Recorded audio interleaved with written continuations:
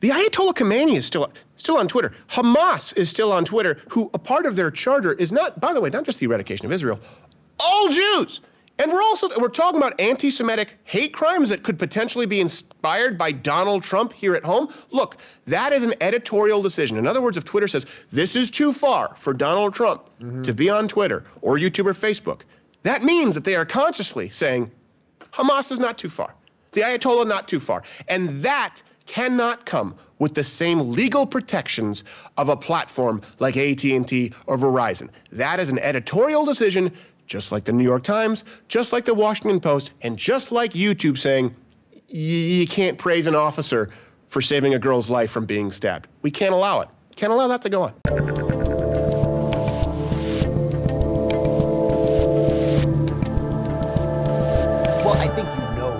I don't think I'm enlightening you when I tell you that you know that what this really, of course, is about is that you are changing minds. You have an absolutely extraordinarily huge channel. How many people did you have on election night before they took you down? How many people were watching? Gosh, I don't know. It was at any given point something like 600,000. Cumulative. It was like 16 million. You know, and look, I hate doing this because you know that we've had people. To do. I get it. It's not just blowing you up, but the point is, you're talking about billions of plays. Why are they always trying to take out Tucker? I mean, we know why. It's not about Tucker. It's about the people. Yeah, it's about billions of plays across our platform, and if you include it's one of those things, and I say it on my knees. I'm so grateful for it, and I know that all this could go away, and I could annoy people, and they don't want to watch the show. That's fine, but it needs to occur on an honest platform. And an important thing too, a lot of people think this doesn't affect them. They go, "Well, he's a dick." Like, guilty. However, if you're a business owner, you want to conduct business now in the 21st century. This is a town square, 230 not even withstanding. But you know this, YouTube, Twitter, Facebook, they go to business owners, they come to us and say, advertise with us. You get to keep the subscribers you gain if you advertise. You get to keep the followers that you gain, right? If you want to open up a shop and you don't advertise online, you haven't got a shot. And this is an issue of dishonest business practices. If they are choosing not only politically, winners and losers as it relates to business, they can do this with anyone. I'm pro-business. I'm anti-fraud. And with YouTube right now, here's the issue. You have what? You have community guidelines. Okay, that's one set of rules. That's set by YouTube. YouTube says advertiser-friendly guidelines are set by sponsors. Well, I've tried to be a sponsor, and I've advertised. I've never once been requested, hey, where would you like to advertise your content? Matter of fact, they've precluded me from doing it, and I've been a content creator where I can't accept certain sponsors. And then they have a third category, which no one really knows, isn't defined, which is borderline. And we don't know who determines that. They're all determined by YouTube at the end of the day. Yes, borderline. Dave Rubin, the radicalization, the Third Reich, Mr. Rubin. You know, the funny thing about that article in the New York Times about the radicalization to the far right is, you and DeFranco and Jordan Peterson and Milton Friedman, who's a real nutbag, you guys were all on the cover of the print one. You had to open to page 3 to get my picture, except it was a huge picture of my face under something like leading them to the alt-right. My dad had no idea. But wait, putting aside the specifics of the politics, and I get it. People know that you don't want the government involved, and they get the difference between platform and publisher and all that stuff. Just on the pure, you're suing YouTube side of this, it can't be that much fun. I think I sort of asked you and Bill that last time. Like the idea that you're going up against Goliath, it's not like a great pleasure. No, it's not something that I want to do at all, and I wish it could be settled, and I wish that we could have had answers. And look, I just want to do my show. Unlike, with Joe Rogan, for example, on Spotify, something like 40-something episodes were removed, and it was done in the dead of night. Look, this is why we have Mug Club. He let them do it, though, just for the record. I mean, right. Now, to be clear, that what happened with the Vox apocalypse, there were conversations behind the scenes, which hopefully I have to be careful as to what I discuss, what I don't. But we were very public. We said, look, we have to remove 30-something videos from YouTube because they may be borderline, even though they're not violating policy. These are available at Mug Club. Didn't want to do it. It wasn't a violation of policies, but I was saying, hey, this is an act of good faith. It's YouTube's sandbox. They can determine the rules. And we were transparent about it, saying off-platform at Mug Club. And, these might have been radical views like life begins at, conception or something like that, something that should never be permissible on YouTube. Yeah. We were very straightforward with it. Our entire catalog has been audited at great length. And now these are new potential violations that may or may not exist.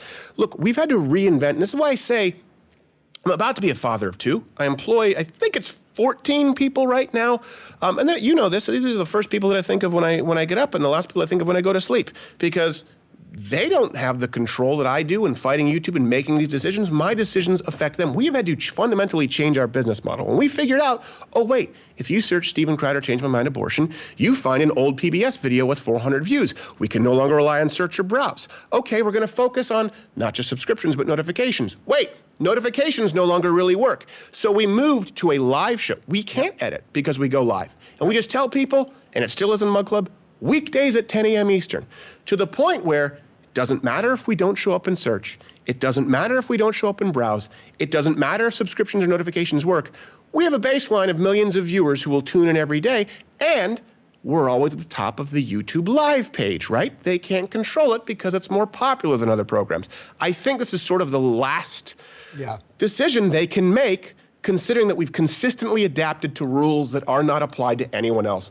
I am such a pacifist. I so am a conflict avoider. But my belief is you avoid. And then if you have to engage in a conflict, you make it as swift and effective as you possibly can.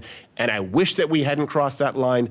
I wish that YouTube hadn't. I hope they do the right thing. And I don't want to do this, but we will. Have you ever met Susan, the CEO of YouTube? Have you ever met her? Never, which is bizarre when you see her mentioning me by name at the Recode conference with someone who works for Vox interviewing her. It's surreal. It really is. Was that the interview where they said Dave Rubin is the gateway drug to guys like Steven Crowder? I think that might have been it. Is that the one? I'm not kidding. I'm not kidding. There was one talk. I don't know if it was that one. You were the Molly to my MDMA. I don't know. Maybe it could be, but it's bizarre for me when you do Molly first, or well. I honestly don't. That's how basic bitch. Like I said, I don't know. Let me ask you one more thing, because we're just doing this quick, because I just wanted to get word out about this, because it's important. Because Thank you, I appreciate it. The truth is, I mean, we're friends, but the truth is, if you go down, then you're right. It's the floodgates on everybody. But so let me just ask you this to finish. Do you sort of feel like this with you and YouTube is just directly connected to everything going on in society right now, which is that all the things that guys like us have been screaming about and warning against, it's all here. It's at the doorstep. That's sort of what you were saying. Like, it's just like, it's all just arrived. And whether it's Crowder being taken off YouTube or attacking people in the streets or changing every norm in our political discourse, it's all here. Look, people need to understand the world that we live in. Laws are being suspended. What do I mean? Right now you have people complaining like there are laws in Florida that if it'll just make it easy for you to run over protesters. I go, well, hold on a second. We're talking about a riot, so we're talking about people being dragged out of their cars. Right. Hold on. Is it illegal to congregate in the middle of a freeway?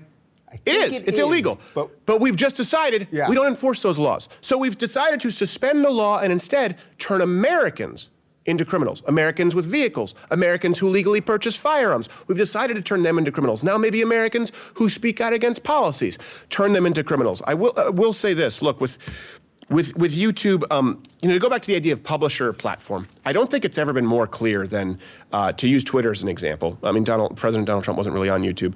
They remove a sitting president for saying fight like hell. And look, I don't care. I don't even think it's controversial. Anyone who acts as though fight like hell has not been a phrase that has been used as a colloquialism is being intellectually dishonest. That's why we sell the fight like hell shirt at Crowder Shop. Pretty sure Maxine Waters has said worse. Yes, she has said worse, and she's done worse. Look at the size of those pupils. So he was removed, though. Twitter said that's a bridge too far. Okay. The Ayatollah Khomeini is still on Twitter. Hamas is still on Twitter, who a part of their charter is not, by the way, not just the eradication of Israel, all Jews.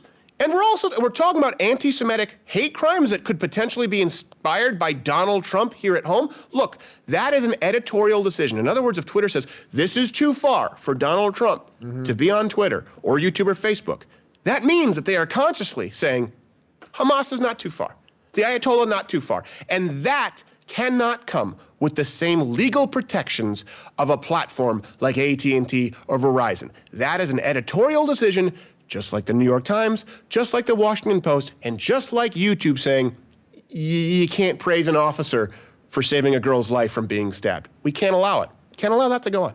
Isn't it a weird position that for guys like us, like I do think about it often where I'm like, man, if YouTube servers blew up, but I think about it usually more related to Twitter. If Twitter just ceased to exist tomorrow and all the data was destroyed, all of the followings, all of that stuff, like it feels to me, and I actually don't mean this on the YouTube side, on the Twitter side specifically, like the world would be better. That's a very weird thing for guys like us to think. Yeah, I know. But, I don't know about YouTube because where would people find their hardcore pornography? We have found, by the way, just so people know. Hardcore porn on YouTube? Yes. And there's also guys who play, listen, we've done this on the show, Dick or Dildo. It's two homosexual gentlemen who put up a sheet and play Dick or Dildo where the guy is facing the camera and he has to guess if it's a dick or a dildo. By the way, the answer is always dick. It's never dildo. This is on YouTube and it's not even age restricted. Now, I will say this. I know, look, and people know that I'm not trying to shock people. When we cite facts, when we give out references, they're all publicly available on the website. I don't know any other show that does that. You're talking about, on average, anywhere from 40 to 60 per day.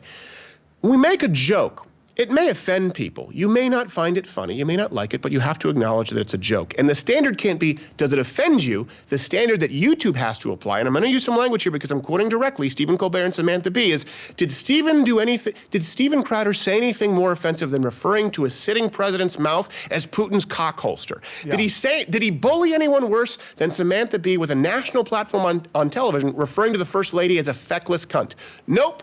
That's the standard that has to be applied equally, not if it offends somebody. And because that's not the kind of language or spirit of the comedy that I would ever use, facts and information notwithstanding. If you're looking for more honest and thoughtful conversations about comedy instead of the nonstop yelling you get everywhere else, check out our comedy playlist. And if you want to watch full interviews on a variety of topics, check out our full episode playlist. They're both right over here. And to get notified of all future videos, be sure to subscribe and click the notification bell.